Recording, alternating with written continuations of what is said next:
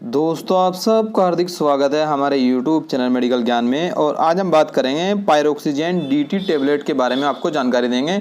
और इसका जो सोल्ट नेम है वो पायरोक्सिकेम होता है। ये डिस्पेरेबल जो है, यानी एक घुलनशील दवाई है, जल्दी से तेजी से घुल जाती है। इसको घोल कर भी पिया जा सकता है। तो ये एक पेन किलर होती है और बाकी पेन किलर से अलग होती है। तो पायरोक्सिकेम एक ऐसी दवाई है जो कि दर्द निवारक दवाई है। बाकी दर्दों के अलावा इसको जो मुख्यतः इस्तेमाल किया जाता है वो गठिया से पैदा होने वाली सूजन, दर्द और त्वचा में बनने वाली कठोरता के इलाज में इसका ज़्यादा इस्तेमाल किया जाता है। यह दवा एक वर्ग है जो non steroidal anti inflammatory drugs के NSAIDs के नाम से जो जाना जाता है वर्ग, उसमें उसके अंतर्गत आती है। यह दवा शरीर में दर्द की वजह से बनने वाले कुछ केमिकल्स को बनने से रोकती है, जिससे कि दर्द और सूजन में बहुत ही ज़्यादा राहत मिलती है। तो पायरोक्सिकेम एक नॉन स्टेरॉयडल इन्फ्लेमेटरी ड्रग्स की श्रेणी में आती है। और दोस्तों, ये पेन किलर है, लेकिन ये है नॉन स्टेरॉयडल है, यानी स्टेरॉयड नहीं है इसके अंदर। तो ये जो दवा है दोस्तों, बाकी और भी कंपनी इसको बनाती है, लेकिन आपके सामने जो फिलहाल ये माइक्रो कंपनी का माइक्रो लैब। तो माइक्रो लैब एक फेमस ब्रांड है और इनकी काफ़ी सारी दवाइयाँ मार्केट में आपको देखने को मिल जाएगी। जेनिक और एथिकल दोनों तरह की दवाइयाँ बनाती हैं। तो ये जो है दोस्तों 20 मिलीग्राम की मात्रा में टेबलेट है। और माइक्रो लैब जो है ये इसकी फिलहाल इसका ये जेनिक टेबलेट है। तो बात करते हैं इसके यूजर्स के बारे में। यदि किसी व्यक्ति को रोमाटाइटिस, आर्थराइटिस या गठिया होता है तो उसे इस दवा का उपयोग कराया जाता है।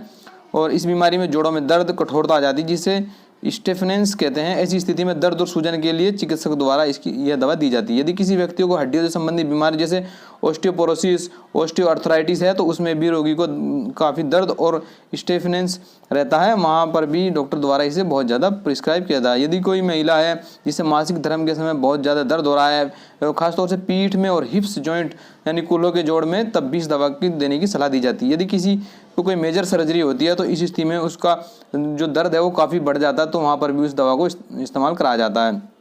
किसी एक्सीडेंटल व्यक्ति को एक्सीडेंटल चोट आ गई है और दर्द ज़्यादा हो रहा है तो उसमें भी इसका इस्तेमाल किया जाता है। इसके अलावा स्पोर्ट्स खेलने वाले या कोई स्टंट करने वाले जो व्यक्ति है, उनको कोई शारीरिक दर्द है तो उसको कम करने के लिए भी यह दवाई दी जाती है। इसके अलावा किसी भी शारीरिक दर्द में और सर के दर्द में यह दवा बहुत हाई लाभदायक होती है। जब भी कोई व्यक्ति नशा छोड़ता है तब भी चिकित्सक उस व्यक्ति को इस दवा को लेने की सलाह देते हैं।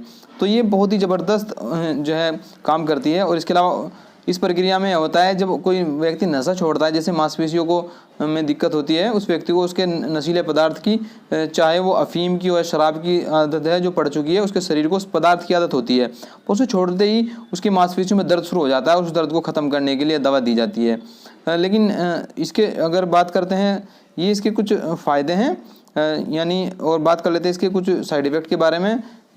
तो दोस्तों, ये जो दवाई है, जैसे कि मैंने बताया, आपको पेट में बेचैनी का अनुभव हो सकता है, उल्टियाँ मतली का आभास हो सकता है, दस्त हो सकते हैं, पेप्टिक अल्सर हो सकते हैं, पेट में ब्लीडिंग की समस्या हो सकती है और चक्कर की शिकायत हो सकती है, सुनने में समस्या और डिप्रेशन की भी समस्या इसके साथ में हो सकती है।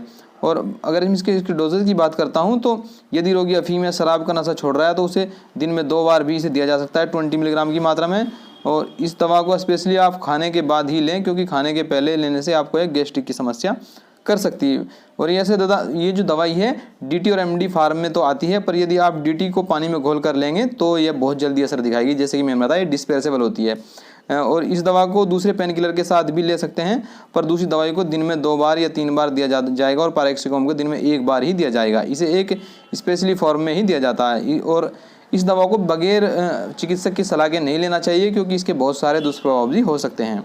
तो ये जो टेबलेट है दोस्तों, खासतौर से पेन किलर का काम करती है और बाकी जो पेन किलर है उनसे अलग होती है। तो अगर आप इसको इस्तेमाल करना है तो अपने डॉक्टर से सलाह लें, तभी इसका इस्तेमाल करें।